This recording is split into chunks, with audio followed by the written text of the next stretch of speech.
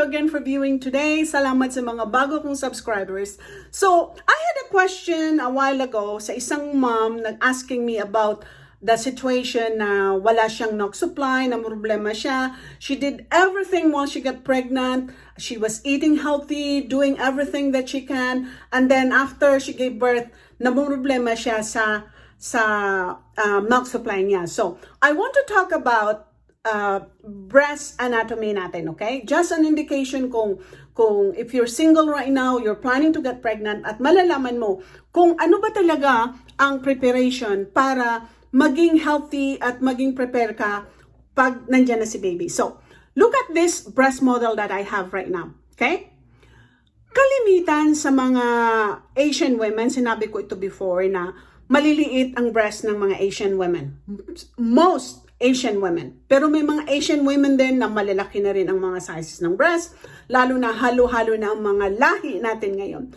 So, when you're looking at your breast, if you're pregnant right now, when you're looking at the breast, siguro if you're in the first trimester or second trimester, look at this areolar part. Ito yung tinatawag na areola, okay? Itong pink, dark pink na to. Tingnan nyo, kung before you get pregnant, yung areola ninyo, dark ba ang color nun? Okay? Again, tandaan nyo. Ang areola natin, pag pregnant tayo, minsan nagda-dark ang color nito. Let's say your areolar, medyo darkest pink. Tapos, nung nagbuntis ka, nagiging brown. Nagiging brown siya.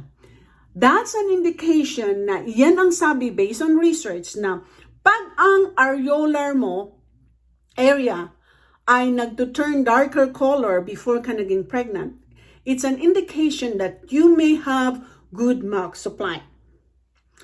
If buntis ka ngayon, nanganak ka na, and then you've noticed na hindi talaga nag-change ang color ng areola mo, it's an indication based on study na magkakaproblema ka ng milk supply mo. Tandaan nyo yan. Now, another thing, if you're looking at your breast right now, dito sa areolar na to, okay, remember that. Ito sa areolar natin, may tinatawag tayong Montgomery glands. Yung parang mga dot around your areola again. Sometimes it's even on top of your areola na madami doon dot. Yun ang Montgomery glands. Anong purpose noon sa breast natin? Ang purpose noon, doon lumalabas ang scent, ang amoy ng gatas natin when the baby is breastfeeding. Kaya every time pag nagbe-breastfeed ka, minsan you also notice na may lumalabas din sa konti around those Montgomery glands. Based on study again, if you are pregnant right now or you're breastfeeding right now and you notice na wala ka talagang Montgomery glands, this one is totally shine, na pinong-pino ang skin mo around your breast, wala ka talagang indication na nagkakaroon ka ng mga Montgomery glands, kalimitan it's an indication na may magkakaproblema ka sa milk supply. However, if you're looking at your breast right now and you see lots of dot around your areola, ibig sabihin, you may have good milk supply. Again, hindi lahat ng babae pare-pareho. There are some women, even though you have tons and tons of Montgomery glands, even though you've noticed that the areolar part of your breast turned really dark when you're pregnant, and then later on you gave birth, you still have problem with your breast milk, guess what? It may not be the anatomy of your breast. It may be your health. That's why there are some reasons behind this, even behind the anatomy of your breast. May iba pang reasons kung why you cannot produce tons of milk. There are just some women who just have a tiny little breast that underdeveloped and cannot produce good milk supply. There are also some women na talagang they did everything. They took all those whatever supplements just to keep themselves healthy, and they eat greens. They took good care of themselves para talagang they can have more milk after birth. Pero wala pa rin nangyayari. It's okay. We have to accept the fact that not all women are gifted with abundant milk supply. No, I've seen this one many times in our breastfeeding clinic, that women will just cry in front of me and begging for help on how to increase their milk, because they really don't want to supplement, they don't want to give their baby artificial milk. But you know what? I've said this many times before. Wag kayong mapifeel guilty right now if you're doing both, you're doing mixed feeding, dahil nagkakaproblema kayo sa milk supply. It's okay. It's okay to do it, because you know why? There is no such thing as perfect breastfeeding. No such thing as perfect talaga. There are always some struggles, especially pag sabihin mo, okay, for the first 3 months, 4 months, ang dami mong gatas, and then biglang nagbago ang behavior ng baby mo, naging tamad, naging makulit every time you're breastfeeding, hindi naging effective yung pag-latch, hindi naging effective yung breastfeeding mo, tinatamad ka rin sometimes because you're tired doing everything in the house and then breastfeeding. So, everything accumulates, yun yung mga factor na nangyayari na it really affects on how you make the milk, okay? Because again, I've said this before, making the milk doesn't only do physically. You have to be also mentally healthy when you're doing it, because with tons and tons of things we're thinking, we're doing so many things, we're tired, na-stress tayo, and sometimes we cannot focus on breastfeeding consistently, meaning every 3 hours, every 4 hours, depende kung gaano katakaw yung baby nyo. So, naapektuhan talaga yung milk supply natin. So, what's the lesson that you need to really remember? When you're breastfeeding, the only way, one of the best ways that you can really maintain that milk supply is consistent breastfeeding. Consistent means, even though ang baby nyo mag-latch lang ng 5 minutes, 10 minutes, and then wala na, ayaw na, do it again the next hour. Do not give up on it. Why? Every time you feel discouraged na itong baby ninyo is lazy, itong baby nyo ayaw, and then you get discouraged right away na mag-quit ka agad kayo, even though may tendency pa si baby na ma-fall in love again sa breast nyo. Don't give up if you have the time to do it. Pero kung isa ka sa mga nanay na you have options means you can do pump, you can do breastfeed, and you're okay with the artificial milk or formula, go ahead. But remember, nowadays, moms are aiming to keep their baby healthy by breastfeeding. Saludo ako sa inyo ngayon.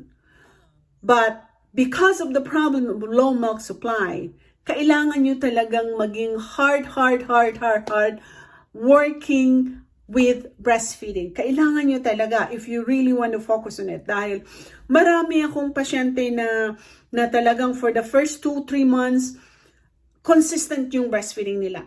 Nung medyo lumalaki na si baby at lalo na si baby naging tamad din, na nagiging mahaba na yung sleeping time ni baby instead of breastfeeding, kaya nagiging slow yung milk supply mo. So, you need to be consistent to develop and increase your milk supply. You need to eat healthy. You need to check if you have any problems sa mga sinasabi ko before ng blood pressure nyo, iron level nyo, thyroid problem nyo. All these things can really affect on how you make the milk. Now remember, it's not only the anatomy of your breast, it's not only your physical health, but also your mental health na kailangan talaga natin i-focus when we are breastfeeding. I've always say this one to my patients na para makarelax yung mind nyo. Alam kong marami kayong iniisip. It's not only breastfeeding, marami pa kayong ginagawa sa bahay nyo. Try to plan, let's say, try to give yourself a time na bago ka mag-breastfeed para maging relax ka, why don't you turn on your music? Kasi ang music nakakapag-relax sa brain natin eh. So, even though sabihin mo, oh, konti lang yung gatas ko, baka pag daddy ni baby, gutom na naman ito after an hour. Think about it. The more you relax your brain, the more let down you're gonna get. Yung let down na yun yung fast flow ng milk mo. Every time you're tired, you're stressed, you're angry, tapos nag-breastfeed ka, walang letdown masyadong lumalabas. Kaya yung baby niyo feel na laging gutom. Kasi konti lang yung letdown na binibigay niyo eh. We want more letdowns. And how you can do that? Relax your brain. Again, sinasabi ko ito before, kailangan talaga natin i-relax yung brain natin.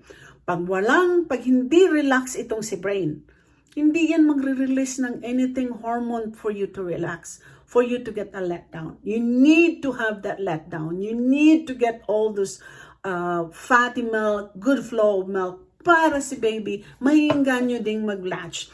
Kasi, many times, napapagod din si baby. Latch ng latch si baby, wala namang maraming nakukuha. Mag-quit na lang.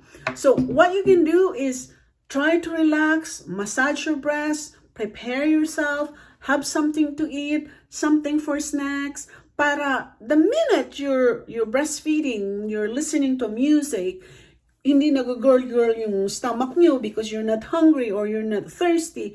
Kaya, be prepared. Hindi yung nagmamadali ka, breastfeed. Okay, daddy na anak, and then you're not prepared. So, you worry na si baby hindi nakagutom lagi after you breastfeed, and then you're thinking, oh, kailangan natin ng formula, kailangan natin artificial milk, without thinking na hindi pala efficient yung pag-latch nyo, hindi kayo prepared, hindi nati-trigger yung latch, yung letdown ninyo. Again, I'll repeat it many times.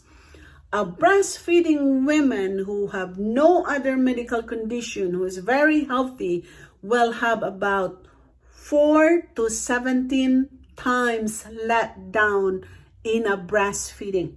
One session lang yun. 4 to 17 times based on study.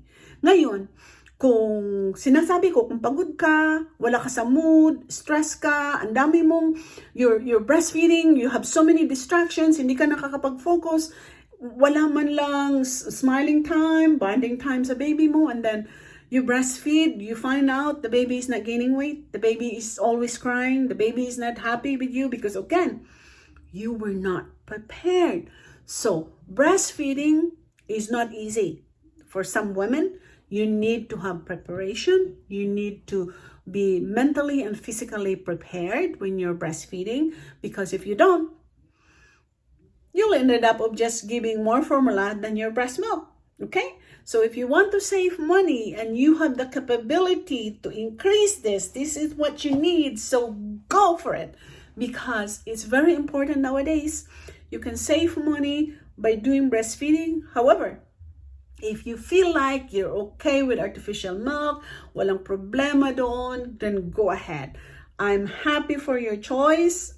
Please do your comments. My breastfeeding book is almost ready in the market. I'm gonna post it once it's all printed, and you can buy it by ordering, and I'll give you the number to order once the book is out in the market. Thanks again for watching, and more videos to come. Please follow me also on my Facebook Reels, because I do have tons and tons of information. Every breastfeeding, prenatal, pregnancy, feeding, etc.